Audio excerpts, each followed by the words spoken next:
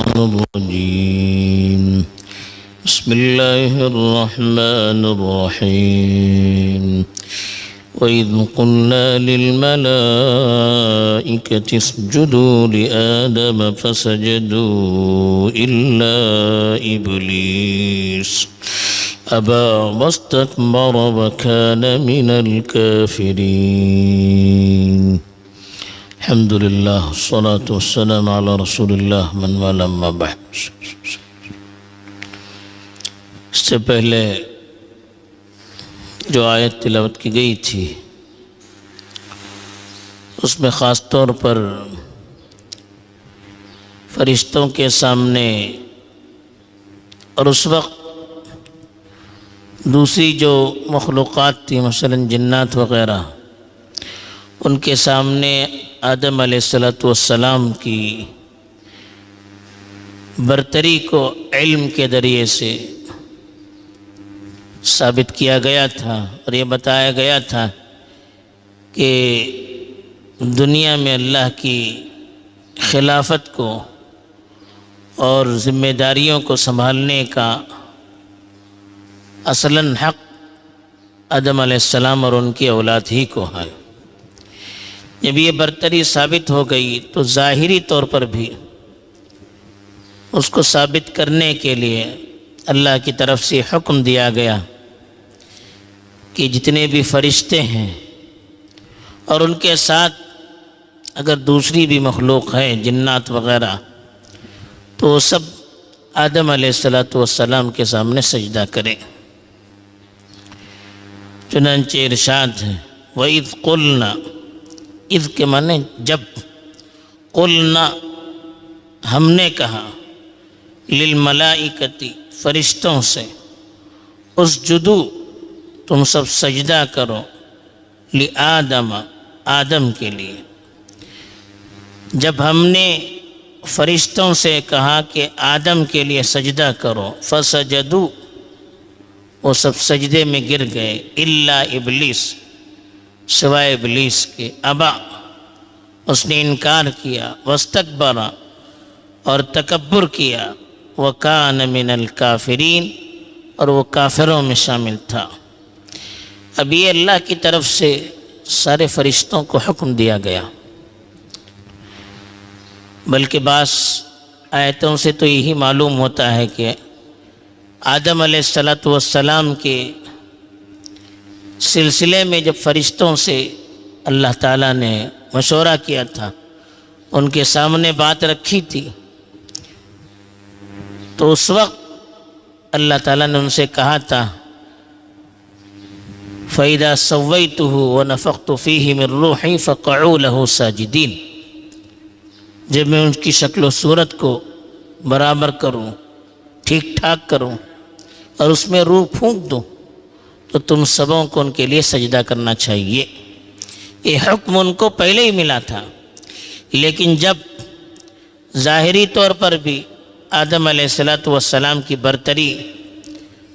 ثابت کروائی گئی علم اعتبار سے اور خلافت کے استحقاق کے سلسلے میں، تو پھر ظاہراً بھی ان کو سجدہ کر کے ان کی برتری کو ثابت کروایا گیا۔ تو اللہ تعالیٰ نے کہا سجدہ کرو، ملائکہ کا مطلب فرشتے،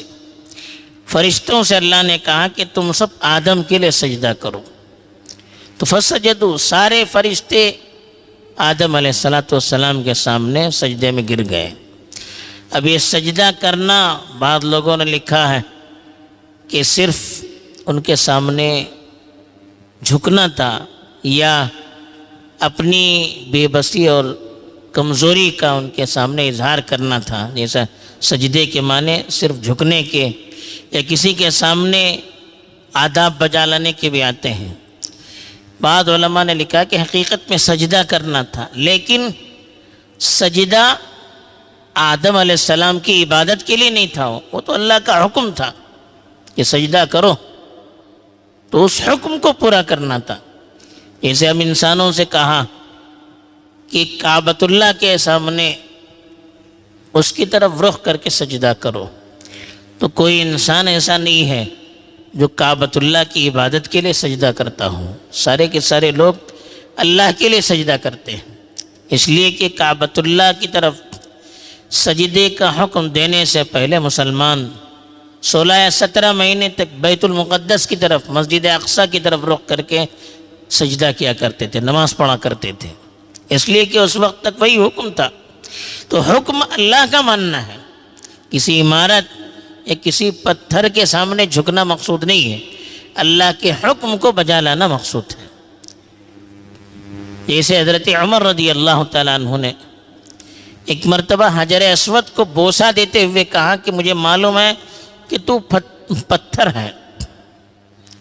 تیرے اندر نفع نقصان کی کوئی صلاحیت نہیں ہے، لیکن چونکہ رسول اللہ صلی اللہ علیہ وسلم نے بوسہ دیا ہے تو میں بھی بوسہ دیتا ہوں۔ تو یہ حضرت عمر رضی اللہ تعالیٰ عنہ نے سب کے سامنے کہا تھا تاکہ کسی کو یہ احساس نہ ہو کہ اس پتھر کی کوئی خصوصیت ہے، بلکہ اصل تو یہ کہ اللہ کے رسول نے کیا ہے تو ہم کرتے ہیں۔ تو ایسے ہی یہاں پر اللہ تعالیٰ کا حکم تھا کہ ان کے لیے سجدہ کرتے ہیں۔ اب اللہ کے لیے سجدہ کرنا تھا، وہ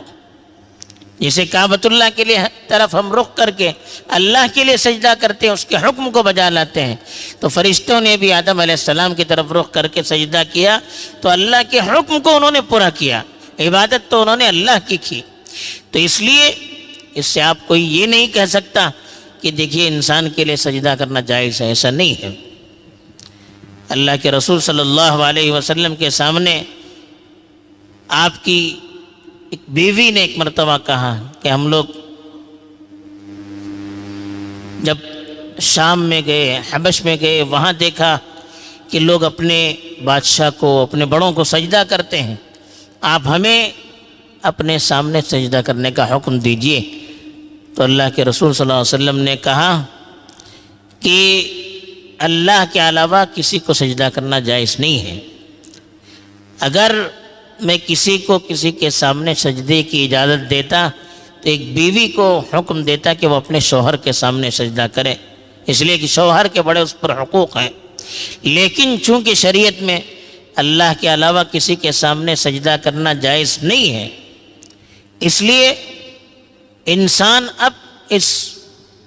شریعت میں کسی انسان کے سامنے سجدہ نہیں کر سکتا، ادباً بھی سجدہ نہیں کر سکتا، کسی کی قبر کے سامنے بھی سجدہ نہیں کر سکتا۔ اللہ کے رسول صلی اللہ علیہ وسلم کی جب وفات کا وقت قریب تھا تو اللہ کے رسول الگ الگ چیزیں نصیحت کے طور پر، وصیت کے طور پر فرمایا کرتے تھے۔ تو ایک مرتبہ کہا کہ اللہ تعالیٰ یہود و نصارہ پر لعنت کرے، اتخذوا قبور انبیائہم مساجد، انہوں نے اپنے نبیوں کی قبروں کو سجدگاہ بنا دیا، اپنی نبیوں کی قبروں پر سجدہ کرنا شروع کر دیا۔ اسی لیے اللہ نے کہا کہ اللہ کے رسول صلی اللہ علیہ وسلم نے فرمایا اللہ تعالیٰ ان پر لعنت کرے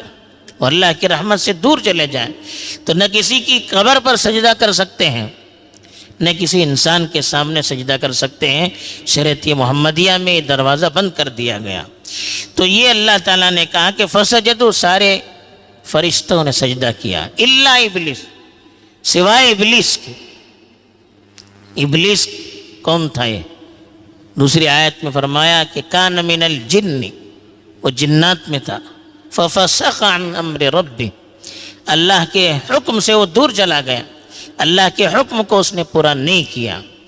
فرشتوں کے اندر اللہ تعالیٰ نے نافرمانی کی صلاحیت نہیں رکھی ہے، لا یعصون اللہ ما امرہم، تو فرشتے اللہ کی نافرمانی نہیں کرتے ہیں۔ یہ شیطان ابلیس چونکہ فرشتوں میں سے نہیں تھا بلکہ وہ تو جنات میں سے تھا، اسی لیے علماء نے لکھا ہے کہ فرشتوں کو اور جنات کو جو بھی مخلوق اس وقت وہاں پر تھی ان سب کو سجدے کا حکم تھا، چونکہ جنات ان کے تابع تھے اس لیے الگ سے ان کا تذکرہ نہیں کیا گیا۔ اہم لوگوں کا تذکرہ ہوتا ہے، سب کا تذکرہ نہیں کیا جاتا۔ اور فرشتے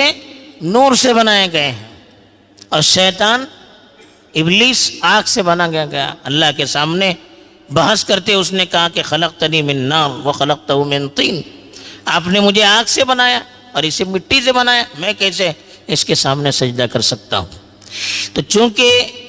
ابلیس یہ جنات میں سے تھا، فرشتوں میں سے نہیں تھا، تو اس میں اکڑ پیدا ہو گئی، اپنی بڑائی کا اسے احساس ہوا تو اس نے سجدہ نہیں کیا بلکہ ابا، اس نے انکار کیا، واستکبر، اور تکبر کا اظہار کیا، اپنی بڑائی کا اظہار کیا،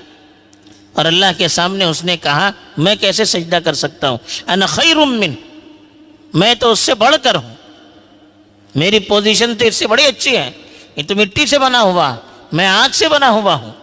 آگ کے اندر جلانے کی صفت ہے۔ یہ اس نے صرف انکار ہی نہیں کیا بلکہ اللہ سے اس نے بحث کی اور اپنی بڑائی کا، اپنے تکبر کا اللہ کے سامنے اظہار کیا۔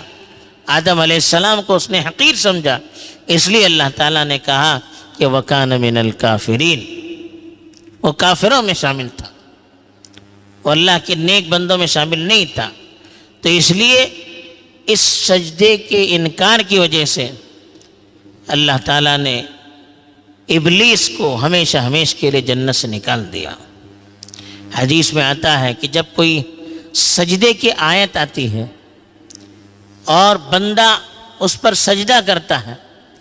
تو شیطان دور ہو کر رونے لگتا ہے اور کہنے لگتا ہے کہ آدم کے بیٹے کو سجدے کا حکم دیا گیا اور اس نے سجدہ کیا، اور مجھے سجدے کا جب حکم دیا گیا تو سجدہ نہیں کیا، تو میں اللہ کی رحمت سے دور ہو گیا۔ تو ہمیشہ کے لیے اللہ تعالیٰ نے اپنی رحمت سے اس کو دور کیا۔ بہرحال اس آیت سے ہی پیغام ملتا ہے کہ اللہ کے حکم کا پاس و لحاظ رکھنا ہے، اس کی بات سمجھ میں آئے نہ آئے ہمیں تو ماننا چاہیے۔ فرشتوں نے اللہ کی بات مانی تو اللہ کے نزدیک کامیاب ہوئے، اور اللہ کی نافرمانی کرنے والا وہ محروم رہتا ہے۔ خاص طور پر جو تکبر کرتا ہے، ہٹ درمی کرتا ہے، سامنے والے کو حقیر سمجھتا ہے اور حجت کرنے پر آتا ہے، وہ عام طور پر محروم قرار دیا جاتا ہے۔ جیسے شیطان ہر طرح کے خیر سے ہمیشہ کے لیے محروم قرار دیا گیا۔ اللہ تعالی ہمیں صحیح طور پر اللہ کی اطاعت کر کے اس کی رضامندی حاصل کرنے کی توفیق دے، آمین۔ وآخر دعوانا